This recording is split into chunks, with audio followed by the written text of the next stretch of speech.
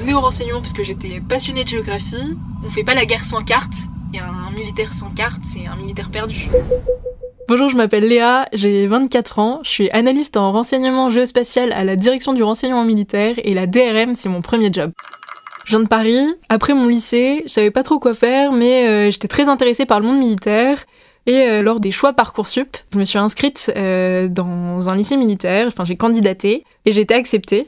Et donc j'ai réalisé 3 ans de classe préparatoire en lycée militaire pour être officier dans l'armée de terre. Malheureusement, je me suis blessée, mais j'ai décidé de rebondir et puis je me suis demandé ce que j'aimais véritablement dans les études. Et il y avait toujours eu la géographie. Et donc, à l'issue de mes 3 ans de prépa et d'avoir validé une licence en parallèle de géographie, j'ai postulé à un master de géo et j'ai été prise. Donc, je suis rentrée en master 1 de géographie spécialisée dans les pays en développement.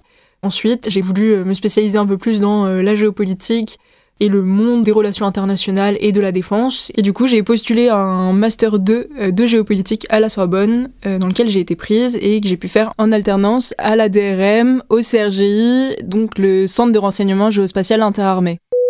Je suis arrivée dans une section avec un analyste comme maître d'apprentissage et tout de suite, on m'a donné des premières missions comme de la cartographie, de la gestion de bases de données et ensuite, plus tard, en devenant de plus en plus expérimentée, j'ai fait de l'analyse et c'était extrêmement intéressant et extrêmement riche.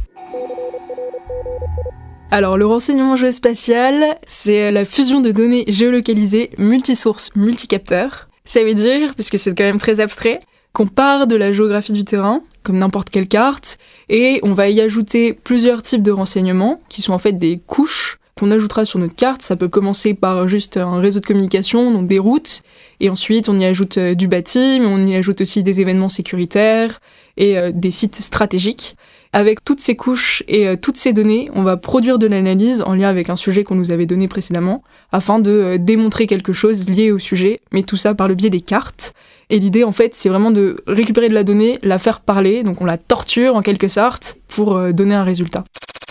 Moi, sur l'Afrique, quand je cherche des zones favorables à l'implantation de camps terroristes, je vais regarder d'un point de vue géographique si j'ai des éléments favorables ou défavorables à la création d'un camp.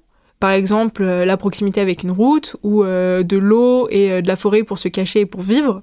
Ensuite, je vais regarder si j'ai pas d'autres infos issues du renseignement, comme de l'activité terroriste ou la présence de forces armées qui empêcheraient la création d'un camp. Et ensuite, donc, tous ces critères que j'ai avec moi, je vais les placer donc, sur une carte et je vais découper mon terrain en une grille. Et dans chacun des carreaux, je vais additionner tous mes critères, ce qui fait qu'ensuite donc, j'obtiens des zones très favorables dans lesquelles je vais essayer de rechercher s'il y a de l'activité terroriste. Et je vais demander à des gens de ma section de regarder sur de l'imagerie satellite si on voit pas une moto ou si la nuit on peut pas observer des feux de camp.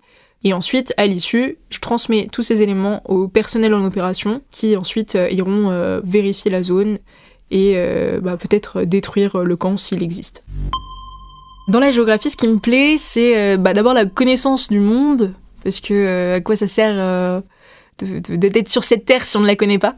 Et c'est une science qui est à la croisée des mathématiques et des sciences littéraires, et qu'on dénigre souvent en disant que faire de la géo en études, ça ne mène à rien, qu'il n'y a pas de métier d'avenir. Et finalement, c'est faux, parce que le pilier du renseignement géospatial, c'est la géographie. Et je reprendrai même cette phrase, la géographie, ça sert d'abord à faire la guerre, on fait pas de guerre sans carte. Donc oui, en étant au CRGI, je suis une géographe pleinement épanouie, bien sûr.